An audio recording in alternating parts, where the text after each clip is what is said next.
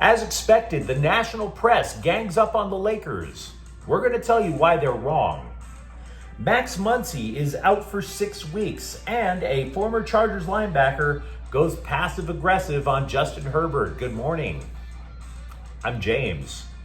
And this is your daily dose of sports and snark for the greatest sports city in the world, Los Angeles.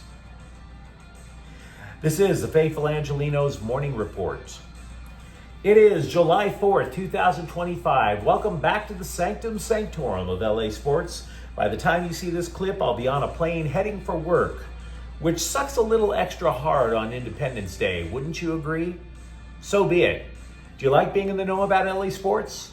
Well, if you do, clickety-clack the like button. Clickety-clack the subscribe button. There's a notification bell. Hit that. It'll let you know when we drop new content. Sharing is caring. Let people know we exist, and by all means, comment. Now, before we go through the news and notes, a quick look at the scoreboard. Dodgers 6, White Sox 2. Sweep again. And the Dodgers' magic number is at 67. They have an 8.5 game lead in the NL West. Also, New York defeated the Sparks 89-79. Hard to say that we didn't see that coming if you even watched the WNBA. Meanwhile, today, Houston's at the Dodgers at 6. And I was thinking, you know that tainted World Series? That was back in 2017. Maybe we should just let bygones be. Hell no! Absolutely not. We are not going to let that go. And by the way, it's Galaxy Game Day. Vancouver's in town. That match kicks off at 7:30. What do you say we get to the news? Now, before I get to the heart of the matter with the Lakers offseason, I have two goofy little updates to give you. One, Jackson Hayes is coming back. It's a 1-year deal to back up DeAndre Ayton. Big whoop. Secondly, there is a report that in order for Kevin Durant to eventually wind up in Houston, this blockbuster trade is now blossoming beyond Phoenix and Houston. As many as 7 teams are involved, according to a report. And that includes the Lakers. Now, understand, nothing of consequence is really going to happen for the Lakers out of this deal, if it is in fact true. It'll simply involve a second-round draft pick. Minutia. Whatevs. But now that the heavy lifting of free agency is over with, the Lakers have been declared losers by multiple national scribes, and upon reading their rationale, it's simply more of a reflection of the poor state of sports journalism than actual reality. Sports writing has become akin to kindergarten brats in a sandbox throwing cat turd at each other. It's provocative clickbait to write Lakers lose in a headline. If you're a longtime Laker fan, you know this. It's provocative clickbait. In their finger-wagging reviews, both ESPN and CBS miss the obvious. The Lakers had 3 primary objectives in this offseason. LeBron James picking up his option. That was one. Anybody remember that?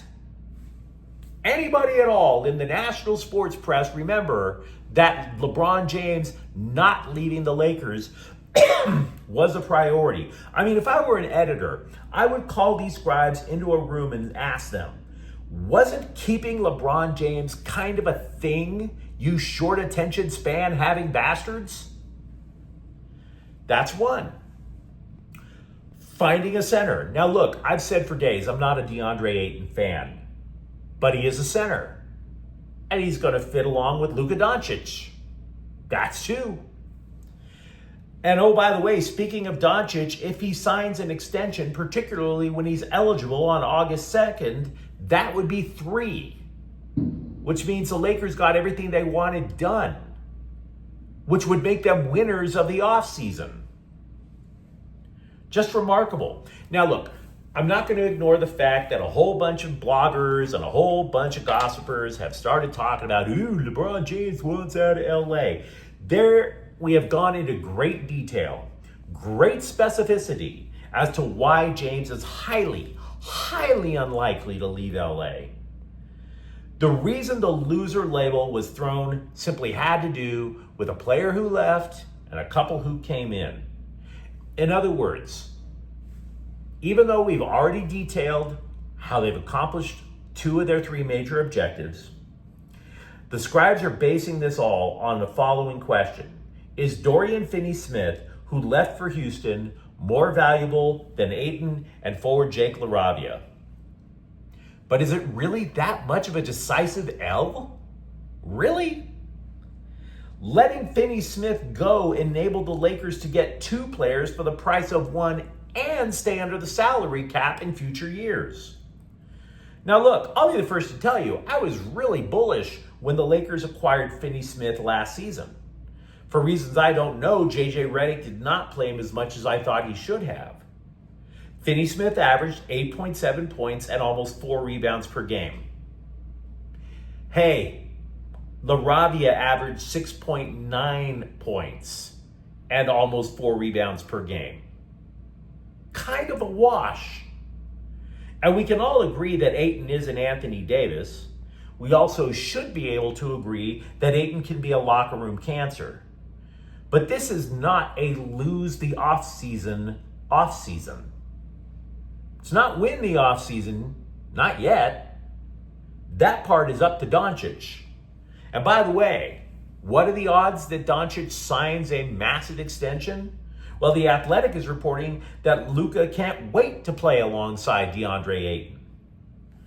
So to all the NBA beat writers out there who just can't wait to throw slop on the Lakers, please focus on the bigger picture and take some Ritalin while you're at it. I'm not going to ask you if you want the good news or bad news when it comes to Max Muncy, because the bad news is what's relevant. He's out for 6 weeks. He has a bone bruise to his left knee, which he suffered trying to tag a runner out at third Wednesday. The so-called next guy up last night was Miguel Rojas. As for other options, Kike Hernandez is seen as one. Dave Roberts said Tommy Edmonds started taking grounders at third. As for the good news, Muncy said an MRI revealed no structural damage, like a blasted out ligament that would require surgery. It's a tough break for Muncy, who did get his power stroke back after he started wearing glasses. I have a viewer on this program, seems like a decent dude actually, constantly reminding me that Muncy has turned his season around. He's got a point. So we'll see what this means long term. If it is 6 weeks, look, you're going to hear a renewed call from gossipy little bloggers about trading for St. Louis's Nolan Arenado. I'm kind of skeptical of that. If it's only 6 weeks, it wouldn't surprise me if they slide Muncy right back in. Meanwhile, the Dodgers recalled outfielder Esteury Ruiz, who led the American League in steals in 2023. They recalled him from AAA Oklahoma City, where he batted .292 with 8 homers and 38 stolen bases in 66 games. He was acquired in April from the Athletics. The Dodgers also picked up an infielder, C.J. Alexander, off waivers from the Yankees. In other news, Tyler Glasnow's potential last rehab start simply didn't go that well last night. 3 earned runs, 6 hits, 4 1/3 innings. Kyle Van Noy was an essential addition to the 2022 Chargers. He's a venerated pass rusher even before he wound up with the Bolts. He was a champion for New England, for example. And when he came to LA, he was pressed into a starting gig when Joey Bosa was sidelined by, I think, his 23rd long-term injury or something. Without Van Noy in the mix, the Chargers simply wouldn't have made the playoffs that year. So for that, and for all of his other accomplishments, he has respect in NFL circles. Gravitas. But it's a little confusing that all of a sudden he'd be so candid about his former quarterback, Justin Herbert. Quote, "Part of me says he needs to relax a little bit because he cares so much. He's a perfectionist. Just go out there and play ball. I know he wants to accomplish even more, but I do feel like he takes the game very seriously. The one thing I will say about Justin is he works really hard, and I appreciate that as a teammate. But sometimes you don't have to work as hard. Let's just take a step back for a second and diagnose. Am I doing other parts of the game, like film study, enough? Unquote. So, is he right? If you're a Chargers fan, tell me, is he right? But here's another question. Even if Van Noy is right, couldn't he have just texted instead of putting his former teammate on blast? I mean, we've been talking all these years about how Van Noy is this elder statesman, right? Well, for an elder statesman, this sounds like a dude who's at the tail end of his career arguing, trying to get a hot take broadcasting gig. He knows he can't talk about his current quarterback, by the way. Did you notice that? He's over in Baltimore. Oh, no. So much easier to put Justin Herbert on blast than it would be Lamar Jackson. But let me tell you something, guys. When it comes to quarterbacks who can't win a big game, Lamar Jackson is a target-rich environment. Not that impressive to go clown your former quarterback like that, my dude. Even if it was in a passive-aggressive sense.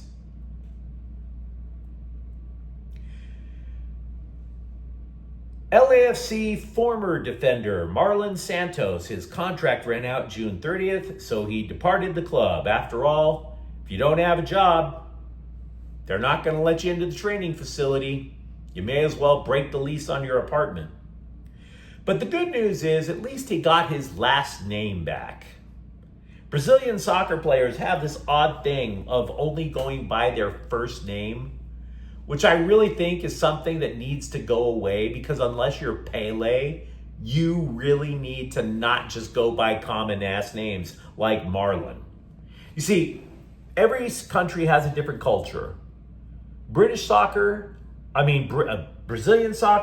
okay. But we in the United States, we only grant first name only status to female pop stars. My dude, you're not Madonna. You're not Rihanna. You're not Beyonce. You're not even Pink. And you don't have a job right now. So you're not Marlon. You're Marlon Santos. And people kind of forgot you were with LAFC in the first place. The Sparks have signed a guard, Julie Vanloo, who wasn't even good enough to keep her job with expansion's Golden State. So there's that.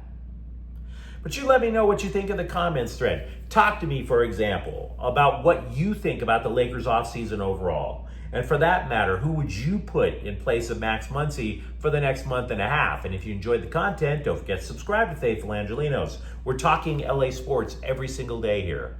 Thank you for watching. I'm James. We'll be back tomorrow. Faithful Angelenos is a Kian Corte El Queso production. Take care.